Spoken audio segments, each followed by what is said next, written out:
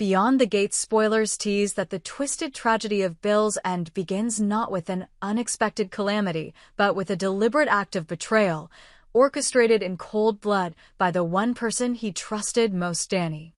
As the story unfolds, each layer of deception peels away to reveal a chilling conspiracy fueled by greed, envy, and the insatiable desire for power.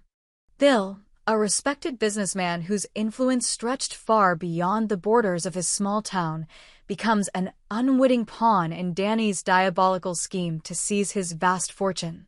What begins as seemingly innocuous conversations and casual visits quickly devolves into a macabre dance of manipulation, culminating in Bill's untimely death by poison, a death the police would later link directly to a syringe found in his study, its barrel still stained with lethal venom. Dani's meticulous planning and cold-blooded execution of the crime expose not only the darkest recesses of her soul, but also the fragility of trust when confronted with avarice. The discovery of the syringe is the first tangible proof that Dani had crossed an irreversible line, shattering the facade of filial devotion and revealing a calculating predator lurking beneath the guise of affection. Bill's life, in the weeks before his death, seemed to hum with routine and contentment.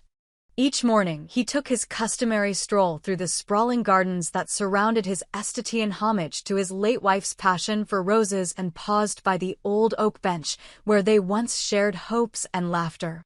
He appeared as he always did, composed, dignified, his suit impeccably tailored, his salt and pepper hair neatly combed back. His mornings were a ritual of solitude and reflection, a chance to gather his thoughts before immersing himself in the affairs of his company. Late afternoons found him in his study, a room lined with mahogany shelves bearing books on history, philosophy, and biography, the walls adorned with sepia-toned photographs of family milestones. Visitors were rare. Bill preferred the quiet reassurance of familiarity to the unpredictable demands of social engagements. Yet, in those tranquil moments, he often sensed a subtle shift in the air, an undercurrent of unease he could not quite place, a nagging intuition that something was amiss, though he could never pinpoint its origin. Meanwhile, Dani, his niece by marriage, slipped seamlessly into Bill's world. She arrived unannounced one crisp autumn evening, carrying a bouquet of freshly cut chrysanthemum, Bill's favorite for their understated elegance. Her entrance was met with surprise, but Bill, ever the gracious host, welcomed her with open arms. Dani's smile was warm, her eyes shining with what appeared to be filial affection. Yet beneath that veneer lay wheels turning with careful precision. From the moment she crossed the threshold, she observed Bill's every habit, catalogued his routines, and noted the placement of his prized possessions. She complimented his life's work, praised his acumen, and feigned concern for his health, enough concern to mask her true intentions, but not so much as to raise suspicion. Over tea in the sunlit conservatory, she elicited stories of Bill's past triumphs and regrets, absorbing every detail. Bill, touched by her attentiveness, reminisced openly, revealing the inner workings of his estate, the legal arrangements governing his will, and the safeguards he believed impenetrable. Dani's exterior of dutiful niece camouflaged the predator she was becoming. Each anecdote, each fond recollection, was another piece of intelligence in her quest to dismantle Bill's defenses. Behind closed doors, Dani's plan took shape. In her modest apartment downtown, she pored over legal tomes, noting the precise language of inheritance law. She studied the layout of Bill's estate with almost obsessive focus, the arrangement of windows in his study, the placement of hidden safes, the timing of the estate's security system. Late at night, when the world slept, she practiced injecting air into a syringe filled with inert liquid, training her hands to move with the steadiness she would need when the moment of truth arrived.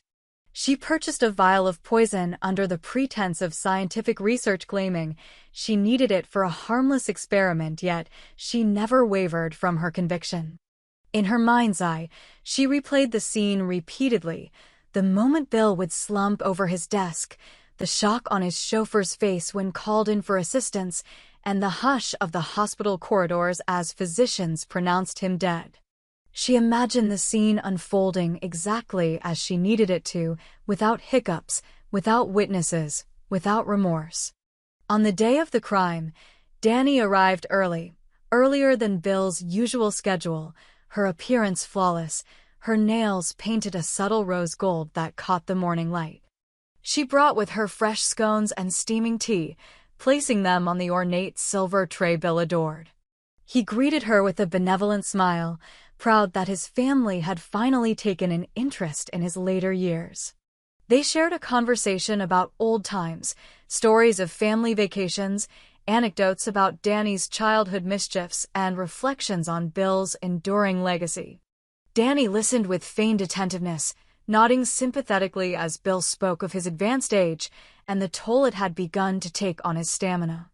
When Bill politely declined the second cup of tea, citing a sensitive stomach, Dani insisted, her voice soft, her hand lingering over the teapot as though ensuring every detail was exactly as it should be. She slid a small, crystal sugar bowl toward him, its design intricate, its contents sweet. Bill dipped a spoon into the sugar to sweeten his first cup, unaware that Dani had slipped the final dose of poison into his second. The liquid poison was odorless, colorless, and tasteless, perfectly suited for a crime that needed to appear as natural as possible. Bill rose after finishing his tea, promising to join Dani in the drawing room once he checked on a spreadsheet in his study.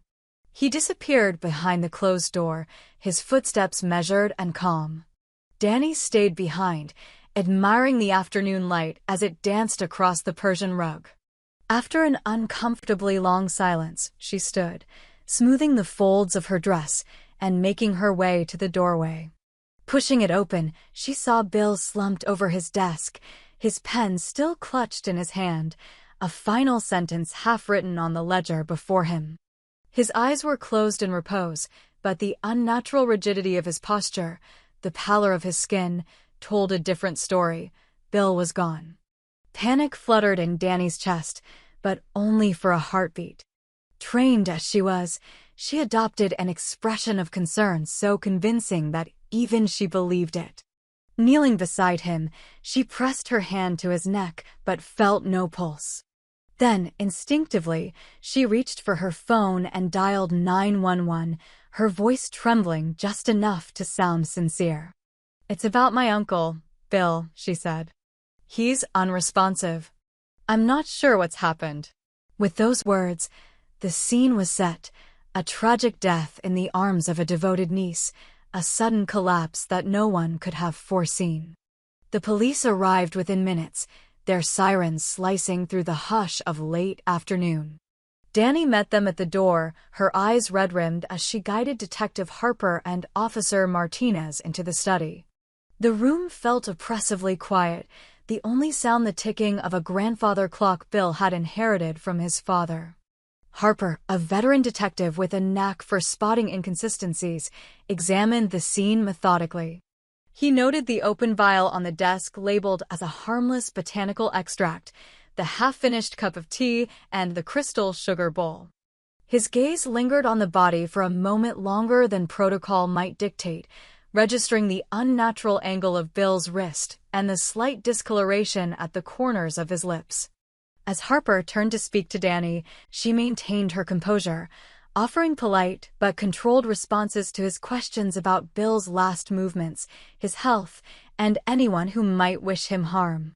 She described his routine precisely: daily walks at 6, a light breakfast of oatmeal, and the mid-morning cup of tea in his study.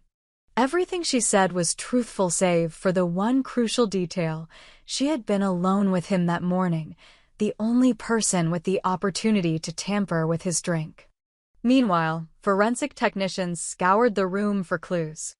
It was Officer Martinez who noticed the faint residue on the sugar spoon, too fine and too evenly distributed to be natural granules.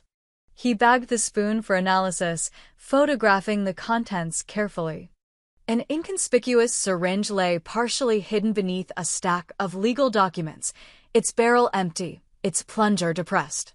The initial instinct might have been that it was a medical instrument Bill used for insulin or some other routine shot, but the polished surface and the lack of any accompanying paraphernalia raised doubts.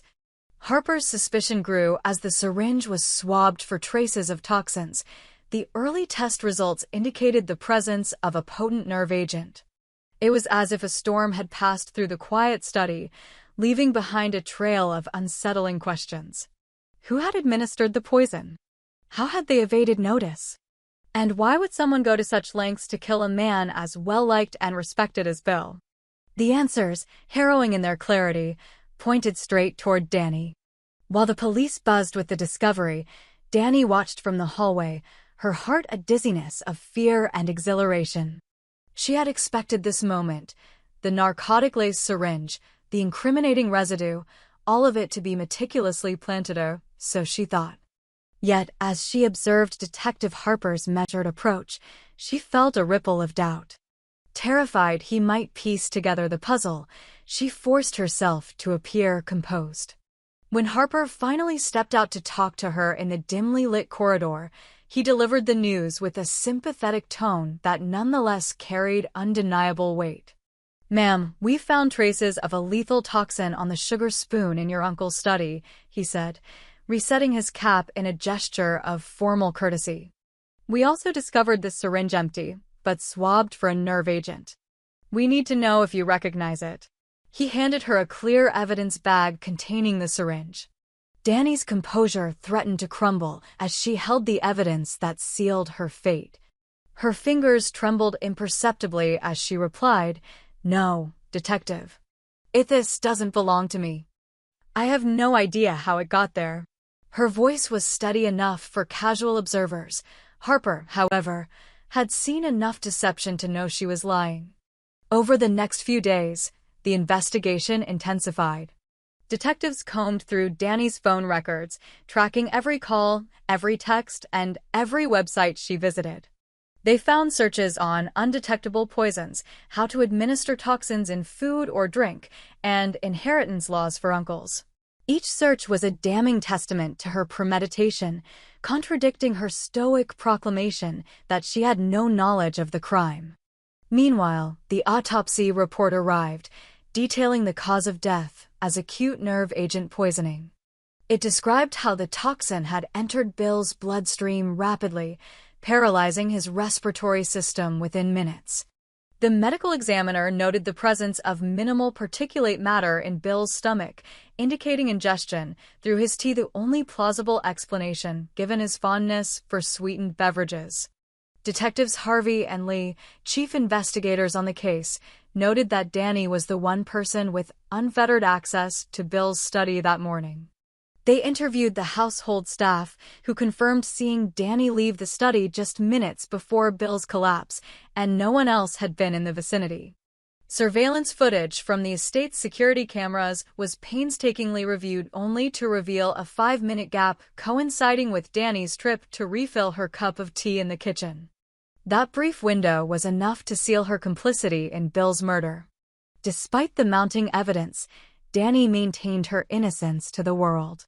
She held a public vigil for Bill on the afternoon of the funeral, her grief on full display. Her tears flowed freely, her voice trembled as she spoke of his generosity and kindness. At the graveside, she collapsed into the arms of family friends, her sobs wrenching enough to draw sympathetic gasps. Newspaper photographers captured every angle, broadcasting her anguish as though it were beyond question. Yet behind closed doors, the once carefree gleam in her eyes had been replaced by haunted shadows.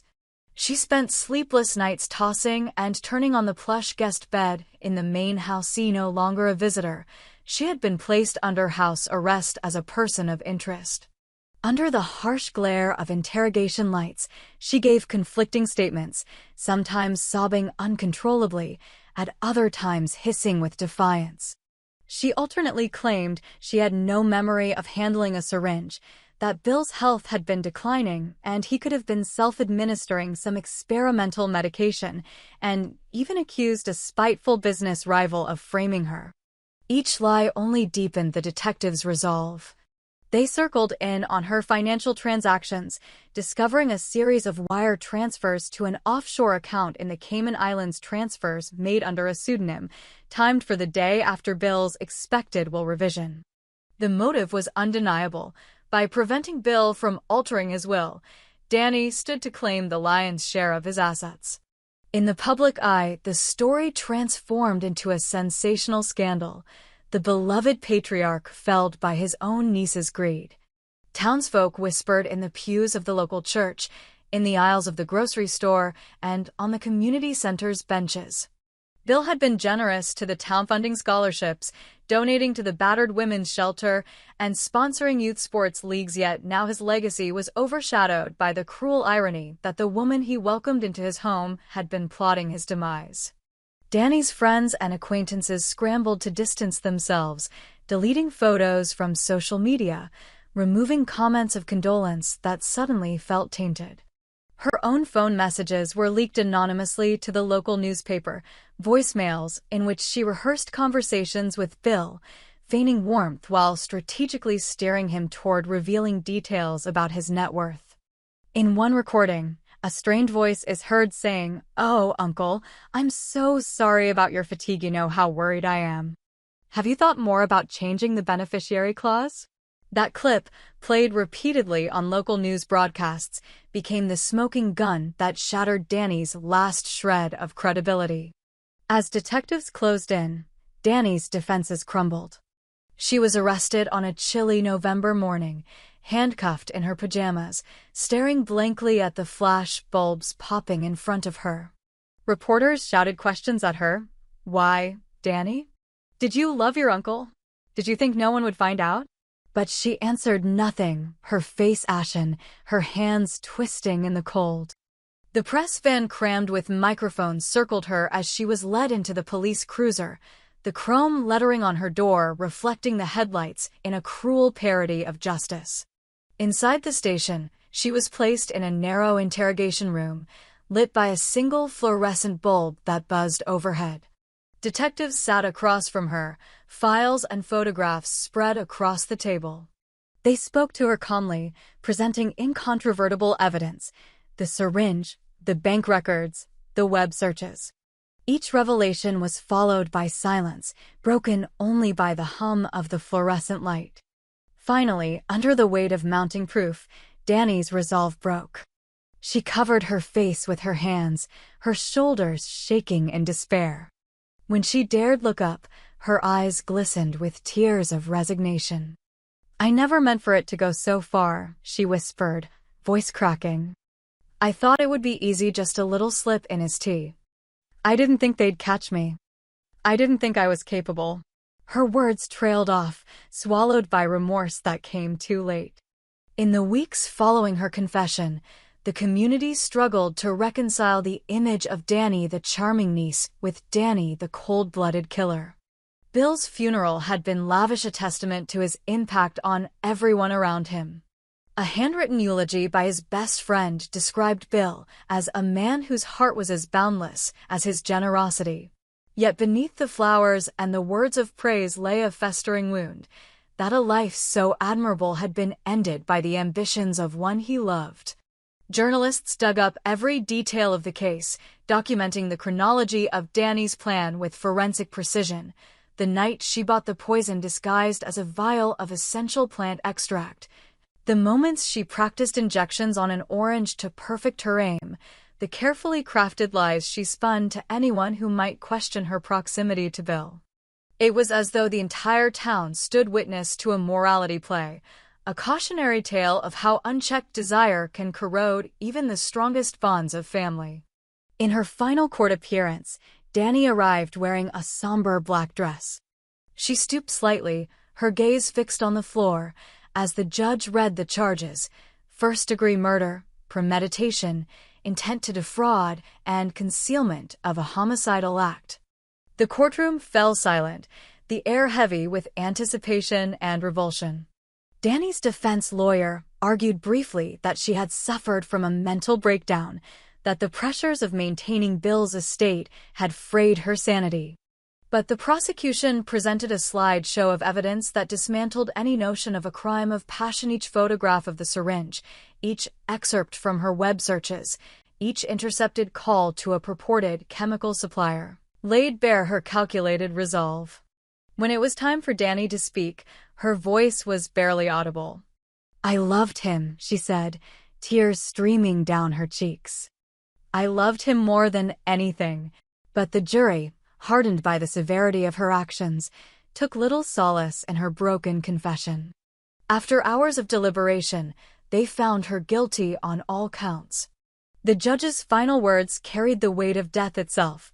"By your own design, you stole the life of a man who trusted you implicitly. May your sentence reflect the depth of that betrayal." Dani was led away in handcuffs, her face a mask of regret and despair as the gavel fell, sealing her fate. In the months that followed, Bill's estate was liquidated and distributed according to his original will, which Dani had so desperately tried to circumvent. Scholarships were funded, charitable foundations received bequests, and a memorial plaque bearing Bill's name was erected in the town square.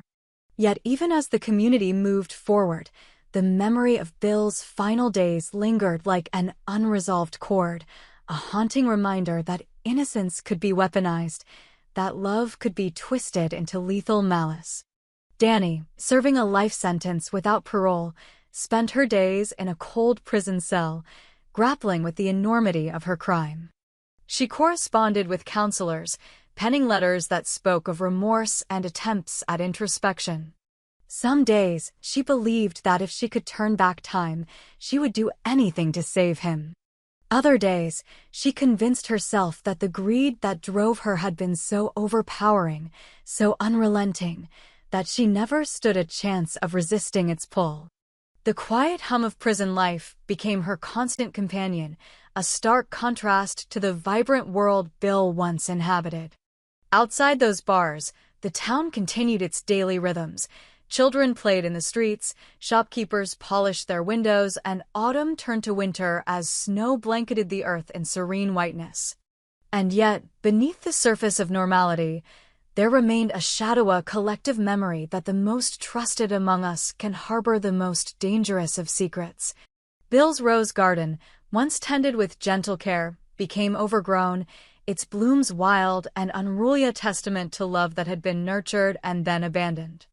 Some residents believed the roses would eventually yield to new growth, that life would find a way to flourish again. Others insisted that the garden should be left untouched, a living monument to caution, that behind the beauty of family ties there can lurk the poison of betrayal. And so, as the seasons turned and the town moved on, the story of Bill's death remained etched into its historian, unsettling legend whispered at fences and front porches, a warning that beyond the gates of trust lies the abyss of human avarice.